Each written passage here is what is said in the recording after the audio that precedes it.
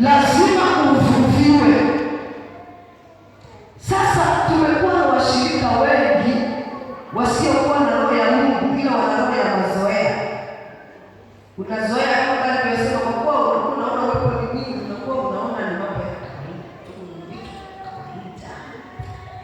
Nimetembea sehemu mbalimbali, makanisa mengi unakuta yamekufa kiroho, ila kimwili yako yanaendelea. Na pale nilipokuwa nikifanya huduma,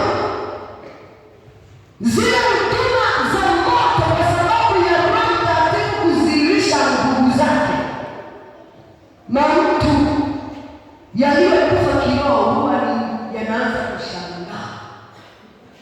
Maamini haya. Ndio maana Yesu akasema, kaeni mjini kwanza, mlipe nini? Kwa hiyo kumbe upande wake unapopewa Roho Mtakatifu unakuwa mtu wa mjini, kwa sababu hautakuwa mshamba kwenye miujiza, kwenye makuu, kwenye uweza, kwenye Mungu, kwenye vitu vya kimungu hautakuwa mshamba. Lakini bila Roho Mtakatifu